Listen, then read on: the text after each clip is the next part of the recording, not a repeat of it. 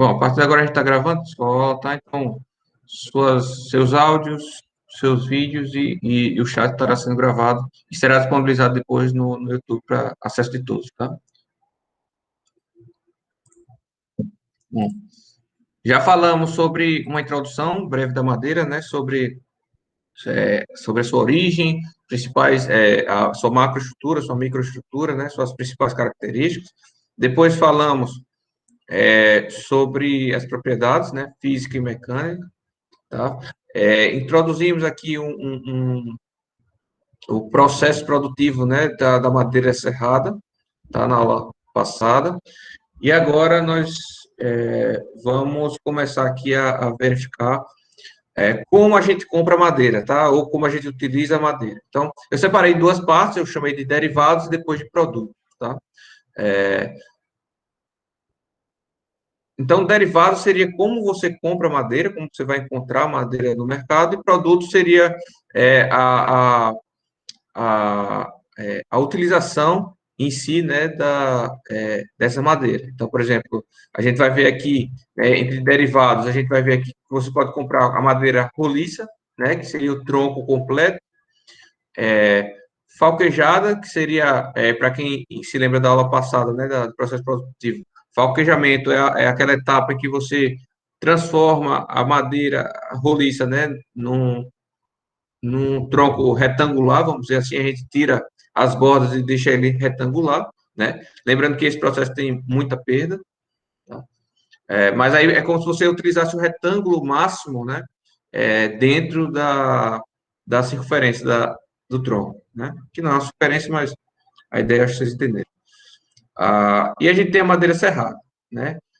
Todos esses três a gente chama de madeira maciça, tá? E aí, posso chamar também de madeira serrada tudo, né? Porque basicamente é só a eliminação de algum ou mais, de um ou mais processos produtivos, beleza? E é disso que a gente vai falar hoje, tá? Mas também tem a madeira que a gente chama madeira industrializada, tá? Que são as madeiras laminadas e coladas, tá? Que a gente também vai ver isso daí. Ah, e aí depois eu até abro de novo o aplicativo aqui, tá? Para mostrar essas formas de utilização que a gente vai ver hoje, tá? Ou painéis, né? E aí a gente vai dividir aqui, subdividir em dois, né? Compensado, painéis compensados, acho que vocês já ouviram falar, né? Compensado de madeira, tá? Ou painéis reconstruídos, né? Que vocês também já ouviram falar, principalmente acredito, o MDF, né? Que os móveis são todos feitos hoje, a maioria, né? Com MDF. Então, mas tem osso também, tá? Então, esses painéis reconstruídos também tem outras subclassificações, tá? Mas, basicamente, isso aqui a gente vai deixar para a próxima aula, tá? Então, hoje a gente vai focar aqui em madeira maciça, tá? Se ela roliça, falquejada, serrada.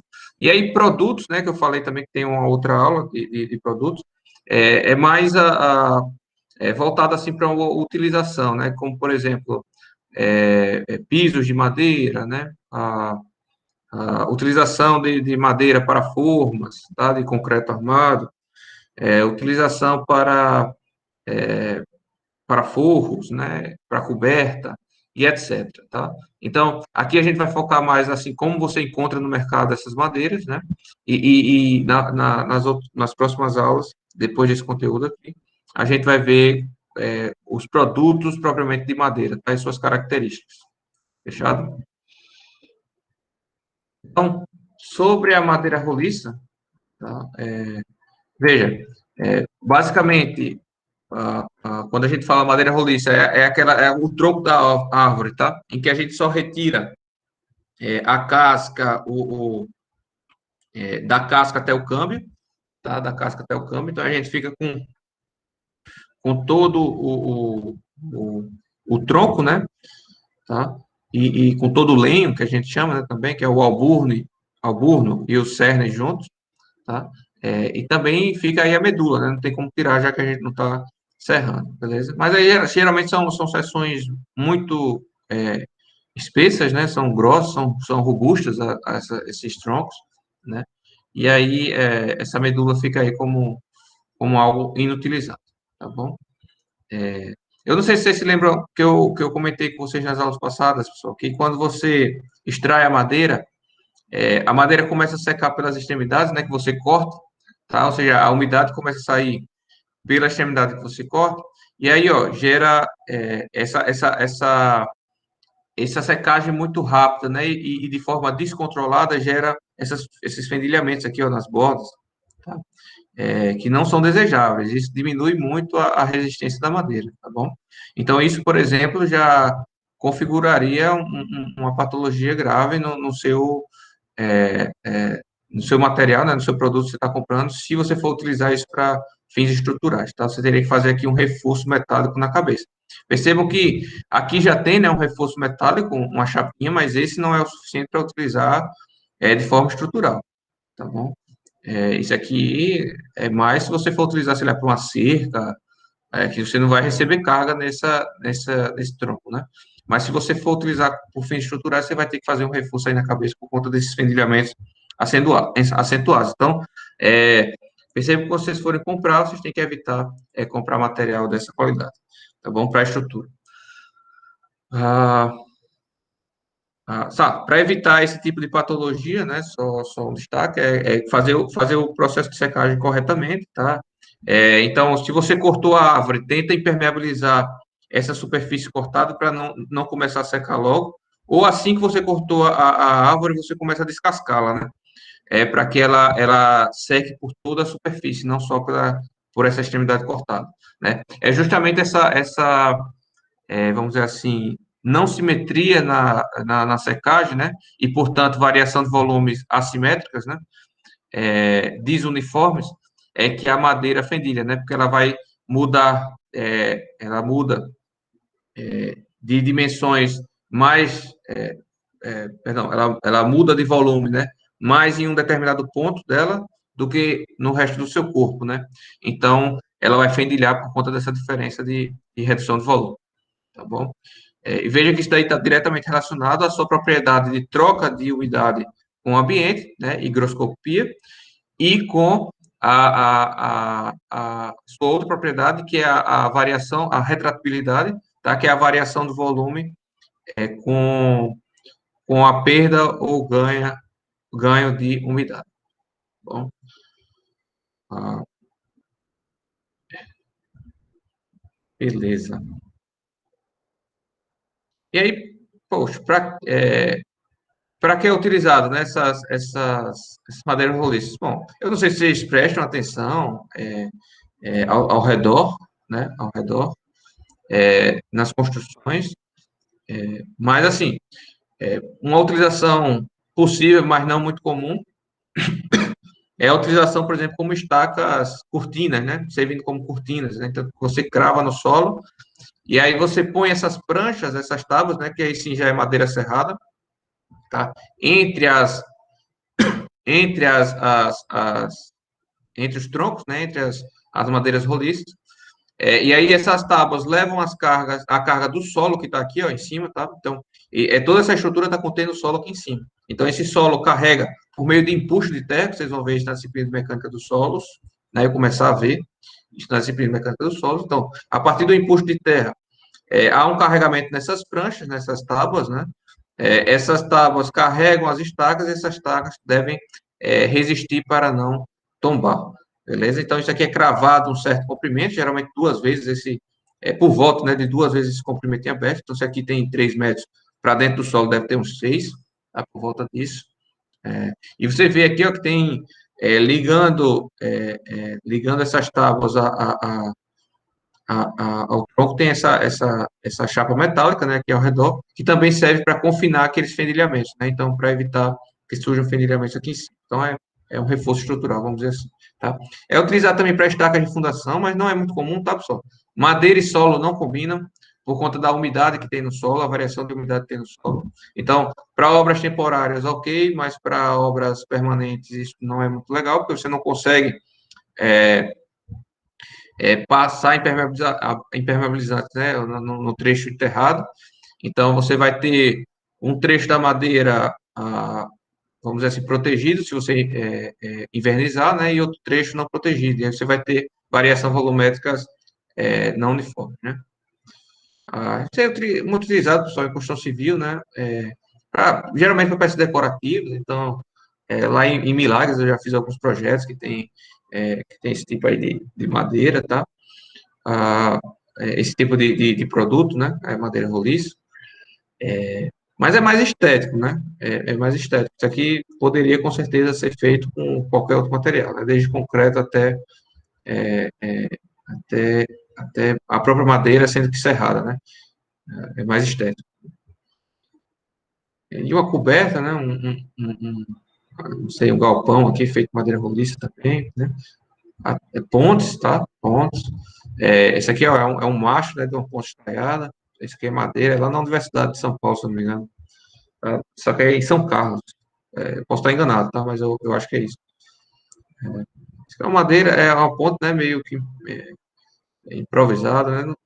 Não é muito comum, né? Não é muito comum, a não ser que seja algo, vamos dizer assim, arquitetônico, né? Estético. Os diâmetros, pessoal, dos troncos variam, né? E nem são circulares perfeitamente, tá? E aí o que acontece?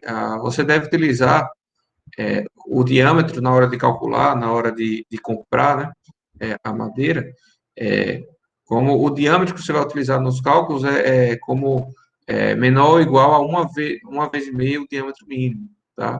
Diâmetro mínimo. O diâmetro a um terço do menor diâmetro, tá? Pega o L, né? Perdão, a um terço do comprimento da tora, tá? Você mede o diâmetro em relação ao diâmetro mínimo, tá? Então, você vai ter um certo diâmetro D, e esse diâmetro D não pode ser maior que 50% de mínimo, beleza?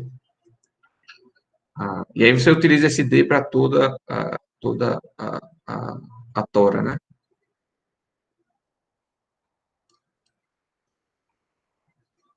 É utilizado, aí sim, é muito utilizado, pessoal, tá? Para escoras, tá? Escoras, principalmente de obras pequenas, né? Obras residenciais, então você já deve ter visto isso aí. É, geralmente são os trechos menores, né, das árvores, né? Ou árvores que também não têm um diâmetro muito grande, né? Eucalipto, alguma coisa do tipo assim. Vai variar muito com a espécie de eucalipto, mas tem algumas que não crescem muito, é utilizado muito para seca e para escoras, tá? Então, é para escoramento da concretagem, tá bom? Tem algumas casas, né? Acho que foi na aula passada, acho que foi na aula de estrutura de madeira que o pessoal comentou. Estados Unidos tem muitas dessas casas, né? Cabanas, né? Que chamam. E aí, também, muito estético, né? Mas serve como estrutura, porém não é a das mais baratas, né? Se você adota isso, não é por questões econômicas, é por questão estética mesmo. Tá? Dúvidas, pessoal? Tá tranquilo, professor. Beleza. Tranquilo, professor.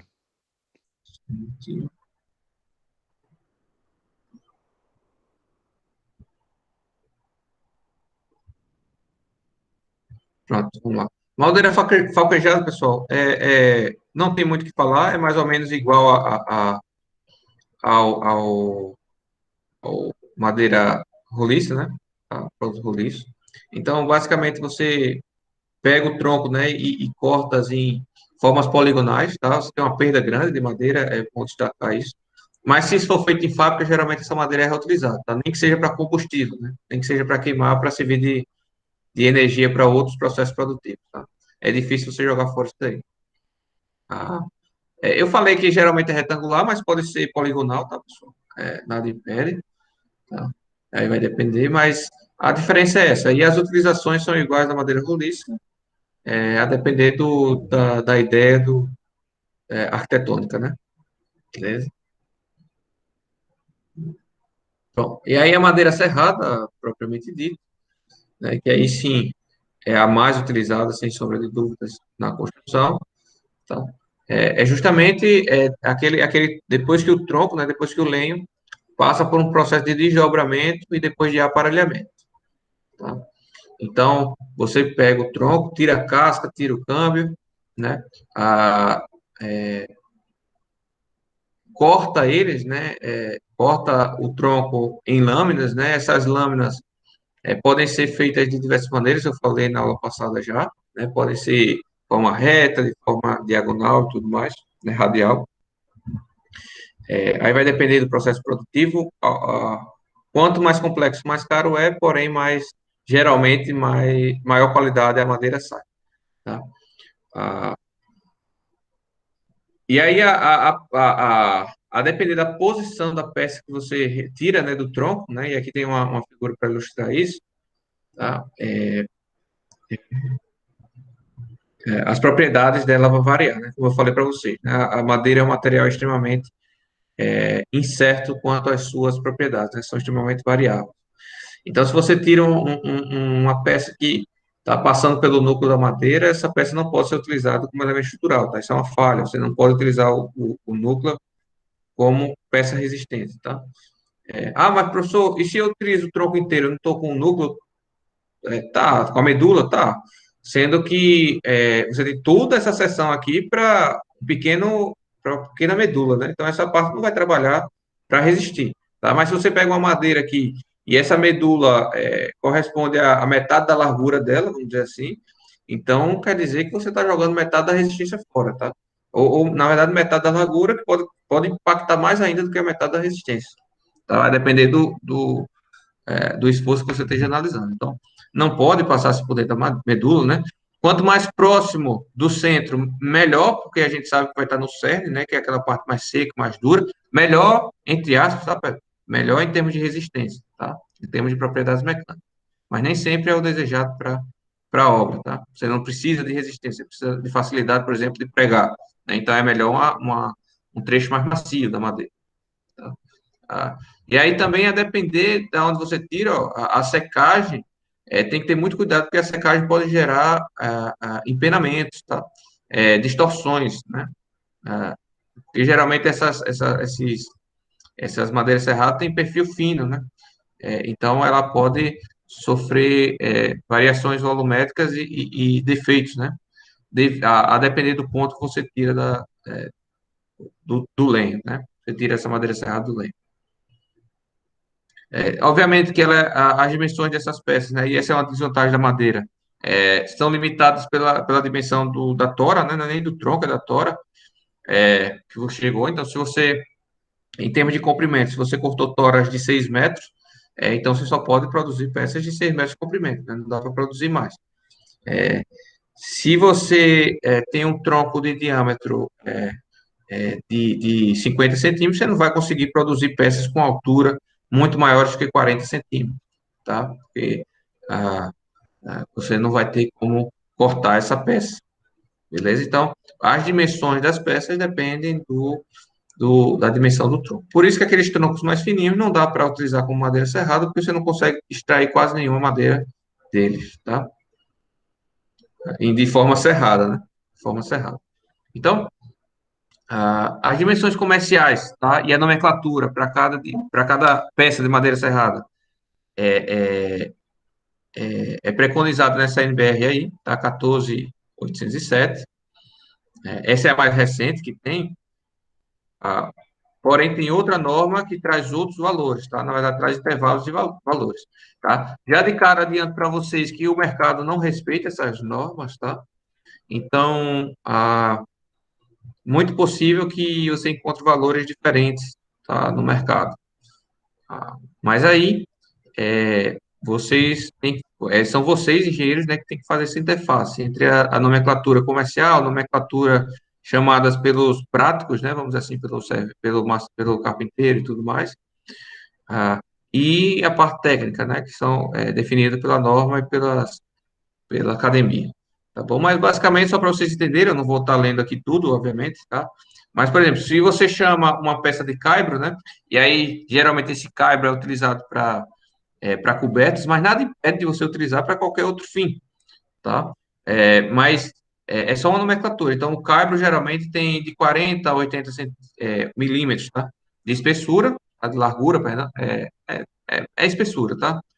Ah, então, aqui eu já encontrei aqui Maceió de 50, de, de 40, de 60, tá? E de altura vai de 50 a 80, tá? 50 milímetros a 80. Então, é uma peça que é bem quadradinha, né? Ele é utilizado para justamente apoiar as ripas, né? Então, você vem aqui, ripa, ó, é de 10 a 20 milímetros de espessura, né?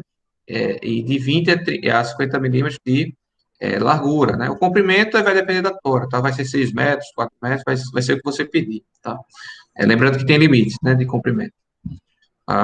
Essa ripa serve para apoiar as telhas, né? Então, a ripa serve para apoiar as telhas, o caibro para apoiar as ripas, tá? E aí o caibro é apoiado numa estrutura mais pesada, que pode ser uma viga, tá? E aí você vê que vigas é que são chamadas, né? É a mesma largura do caibro, a diferença é a altura, né? Que vai até 16 centímetros, né? Agora, eu já comprei aqui, né? Até 19 centímetros, né? Viga.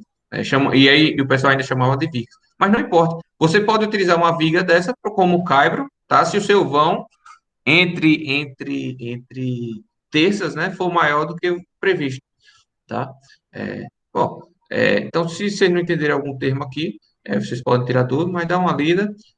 Se tiver curiosidade suficiente, passa numa madeireira aí para pegar alguns valores, né? Alguns produtos deles, mas é, deve estar em torno disso daqui, tá? Não, não é respeitado exatamente, mas gira em torno disso daqui, os valores. Aqui só são a norma mais antiga, tá? Mas que não foi cancelada ainda, não é uma norma cancelada, não é uma norma substituída, tá? Então ainda está em vigência essa norma. Como essa é mais atual, então acredito que o mais correto seria utilizar isso daqui, tá? Mas serve de outras referências aqui, tá? Com essa norma. Aqui é uma norma já do livro, tá? Do File. É um livro muito bom de estruturas de madeira, tá? Então, depois vocês já vão comparar entre os três, tá? Mas vocês vão ver que tem algumas diferenças aí. Tá bom? Lembrando que aqui, ó, está em ordem de decrescente de tamanho, né? Mais ou menos, né? Não é tanto assim, porque chega aqui em pontalete já aumenta, né? Mas ribão também é maior que ripa, né? Mas até sarrafo, até ripa aqui está meio que numa ordenada em termos de dimensões. Então, só o que eu vinha falando aqui, né? Então, você tem geralmente uma estrutura, você pode ter uma estrutura treliçada, mas pode ser vigas aqui também, tá? Não impede. Você tem as terças, que podem ser elementos de vigas, tá? Em termos de dimensões, podem ser chamados de vigas também. E aí você tem o caibro que se apoia nas terças, né? E a ripa que se apoia nos caibros, né? Então, o caibro é essa daqui, essas verticais aqui, tá? E as ripas são essas aqui, horizontais, tá? E aí a telha vem por cima. Perfeito? Lembrando também que a treliça tem nomes específicos, tá? Para cada barra da treliça, né? Então, essas inclinadas aqui e a inferior são chamadas de forma geral de banzo, tá? Banzo superior e banzo inferior. Acredito que quem pagou teoria de estruturas 1 está familiar com esse termo, tá? No entanto, em termos práticos, é muito chamado aqui de empena também. Na verdade, eu nunca vi chamado de empena aqui em Alagoas, tá? Mas acredito que lá para o Sudeste seja chamado de empena, esse banzo inclinado, tá? E o banzo, o reto, é chamado de linha, tá? De linha. Aí você tem os pendurais ou os montantes, tá? Em termos teóricos aqui, esses verticais chamam de montantes, aqui a gente chama de pendural. E você tem as diagonais, beleza? Também é chamado de diagonal em termos de estruturas. Aqui, ó, aqui é a utilização, né, em cobertas, aqui é a utilização em wood frame. A gente vai comentar um pouco mais quando a gente for falar da utilização, né? Mas aqui é só um adiantamento, tá? É um sistema de estrutural wood frame muito, muito utilizado nos Estados Unidos, Canadá, né? Lá para a Oceania, né? Austrália, todos os países, assim, que têm a mesma origem, né? Vamos dizer assim. Utilização também em gabaritos, tá? A gente vai comentar também. Utilização em formas, né? De madeira. Mesmo quando. Esse preto aqui é um compensado, tá? Mas mesmo quando você utiliza compensado para formas de vigas e pilares, tem que utilizar madeira serrada para servir de estrutura, tá? Porque esse compensado é bem fininho, né? Não resiste sozinho. Dúvidas, pessoal, em termos de madeira serrada? Não, professor. Tranquilo até agora. Beleza. 10h40 eu vou adiantar um pouquinho, tá, pessoal? Vou adiantar um pouquinho, porque ainda falta aí 10, 15 minutos. Então, Professor, a Brenda fez um comentário. Quer que eu leia? eu abro aqui. Deixa eu ver. Beleza.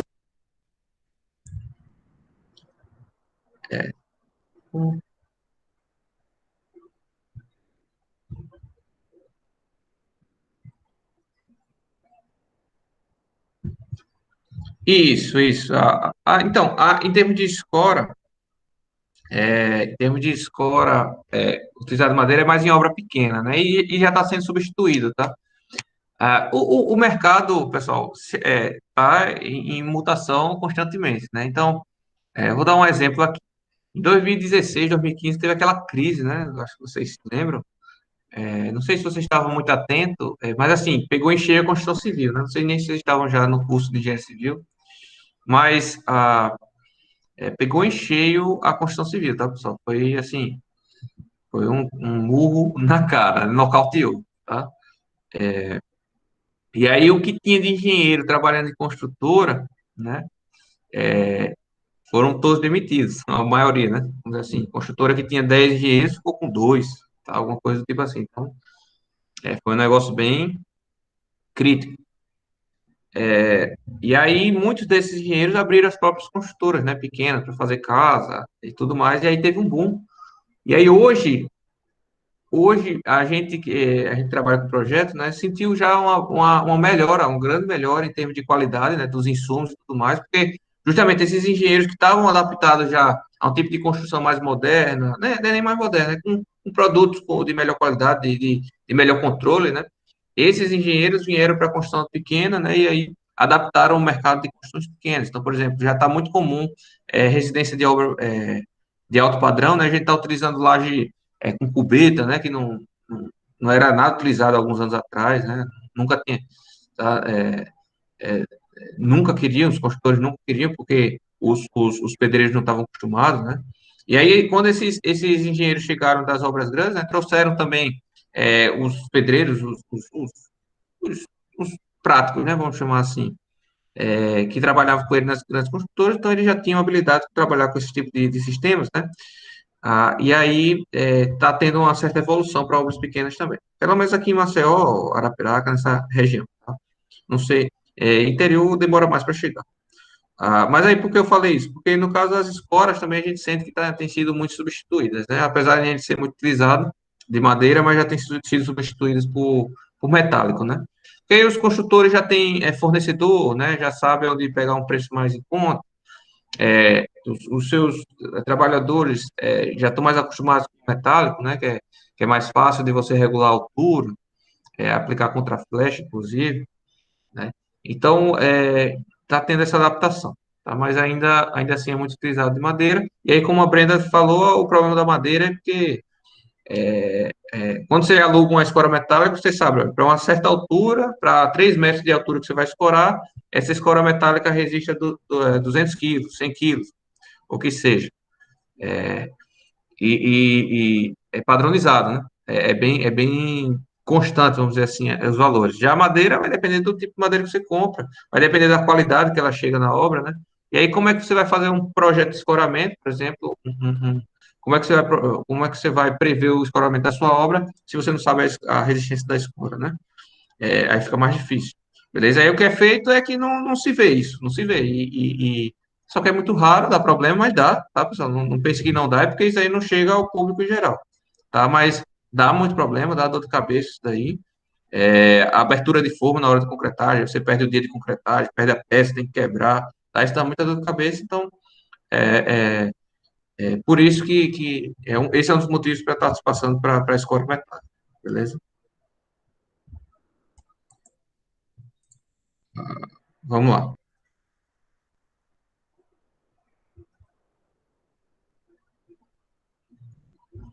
Então, existe no Brasil está chegando, pessoal, lá no sul, tá? É muito pouco ainda utilizado, mas na Europa, nos Estados Unidos já está muito comum, muito difundido, até porque eles têm mais obras de madeira, né?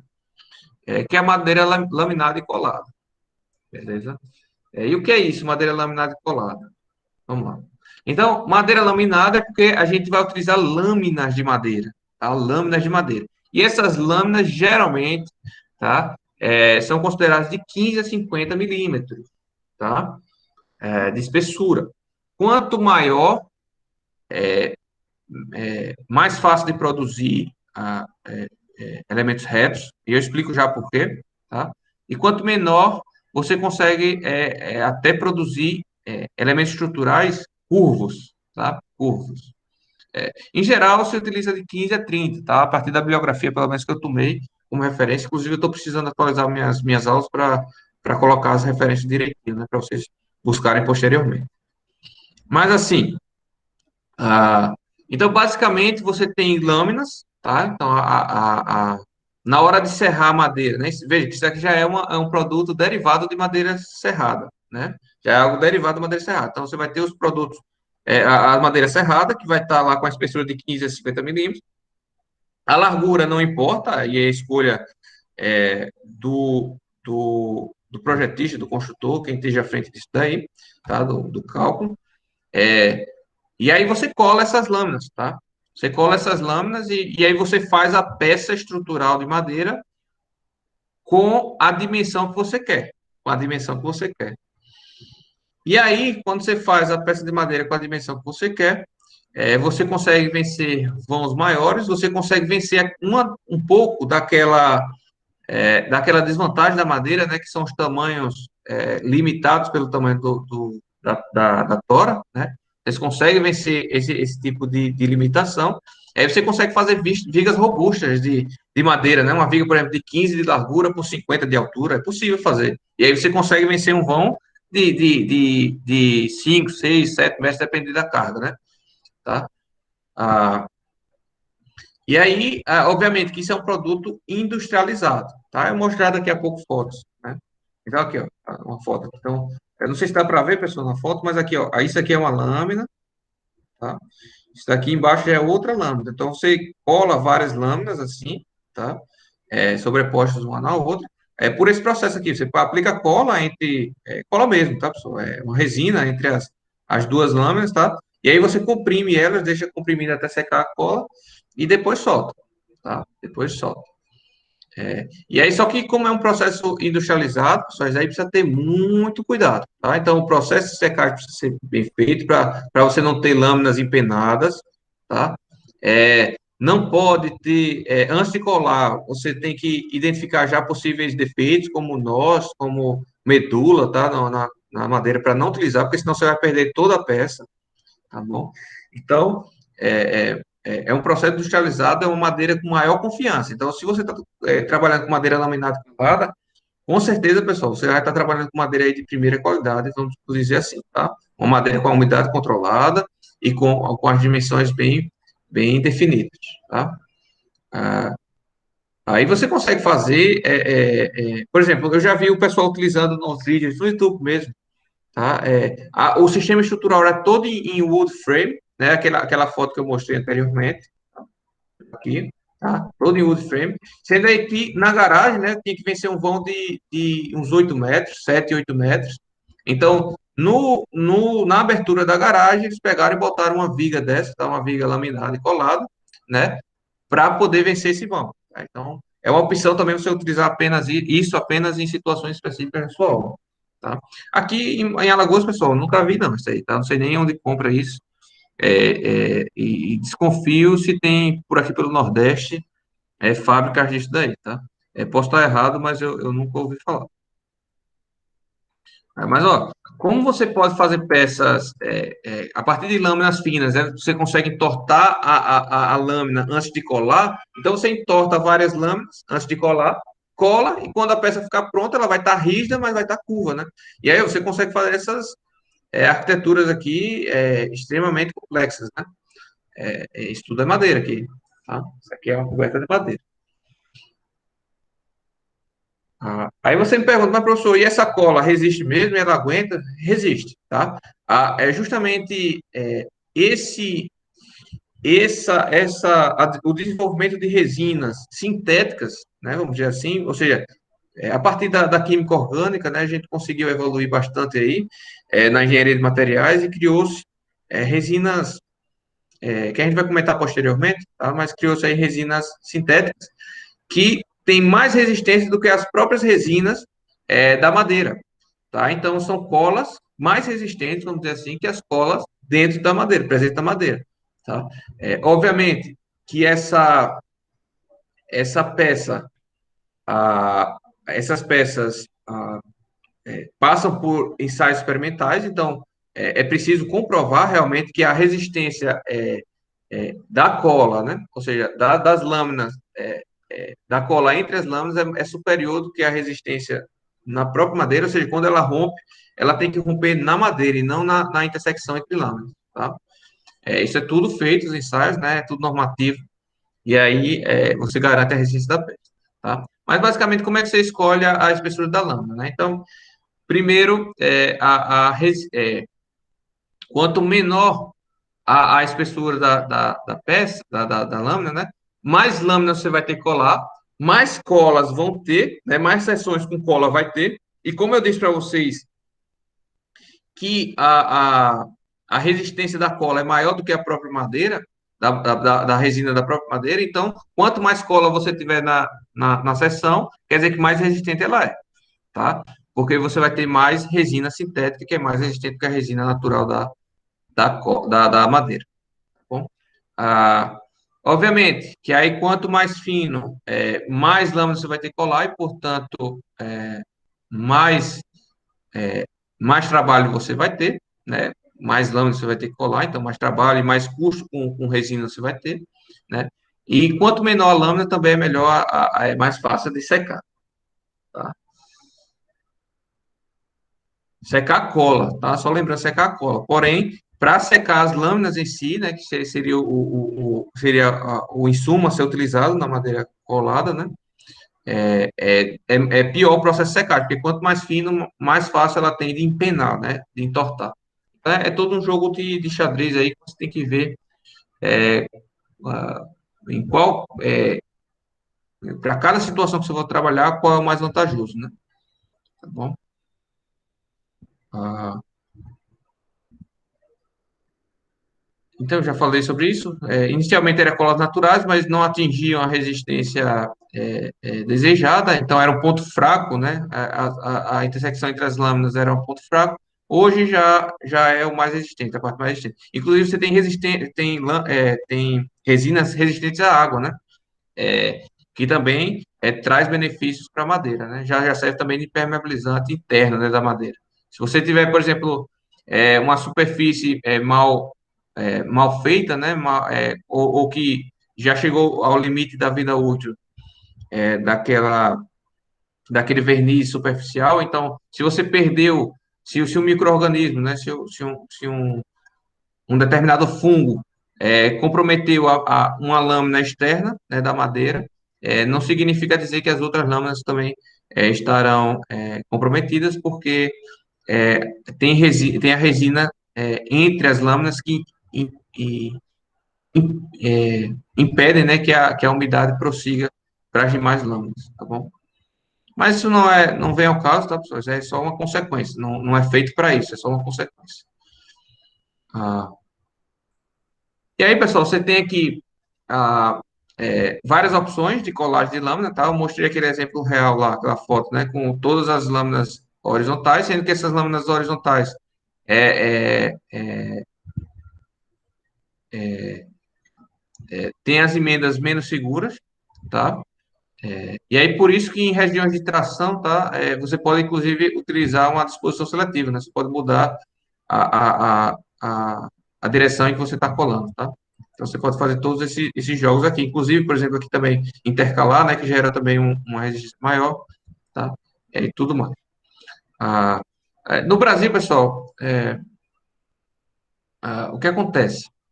A utilização dessa madeira laminada colada ainda é muito. Um dos motivos dela não ser muito utilizada é porque a norma de estrutura de madeira impõe que a resistência total da peça seja igual à resistência de cada uma das lâminas somadas, tá? E não é assim. Porque se você cola tudo, a peça fica uniforme, a resistência é bem maior do que se você considerar a resistência de cada peça individual, tá? Somada.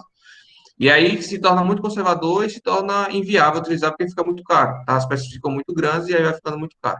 Mas as normas europeias e americanas já permitem você calcular essa seção como se fosse um maciço, tá? Um sólido inteiro. Perfeito? É porque também a NBR é de 90 e pouco, não sei se é 92 ou é 91. E aí acaba que já está muito antigo, já está necessário atualizar, né? Principalmente essa parte. Tá? Esse tem vários tipos de emendas, não vamos entrar no mérito aqui, né? Mas é, saibam que existem vários tipos de emenda, cada um tem suas vantagens em relação aos outros, né? Em termos de dificuldade, em termos de qualidade do resultado, beleza? E aí você tem o preparo, tá? Que aí eu deixo um vídeo para vocês assistirem. Se vocês quiserem, pessoal, eu vou demorar para colocar no portal, tá? Mas se vocês quiserem, vocês podem colocar vigas multilaminadas lá no YouTube, vai ter esse vídeo aí, tá? Mas de qualquer forma, eu vou colocar lá no portal para vocês, mas acredito que não será hoje, tá? Hoje eu tô cheio de coisa aqui para fazer, beleza? E aí, mas fica aí como para momento assíncrono, né? Vocês assistirem esse vídeo aí, fechado? Então vamos parando por. Só que algumas utilizações, exemplo, né? Ó, dá muita liberdade, né? Para utilização. Isso tudo é madeira laminada colada, tá? Beleza? E aí ficamos por aqui. Na aula que vem nós trabalharemos na madeira compensada, tá? Falaremos um pouco sobre madeira compensada e talvez, se der tempo, entraremos no conteúdo de produtos de madeira. Fechado? Ah, Amanhã, pessoal, a princípio eu já vou desmarcar, tá? Já vou desmarcar, eu tenho médico, e não é hora marcada, é hora de chegada. Então, vou desmarcar o momento síncrono na próxima aula, fechado? A de amanhã. Mas, caso dê alguma coisa errada lá com a consulta, aí a gente tem. Aí, no caso, eu aviso para vocês antecipadamente, fechado? Vou, Beleza, vou, professor. vou parar aqui a apresentação.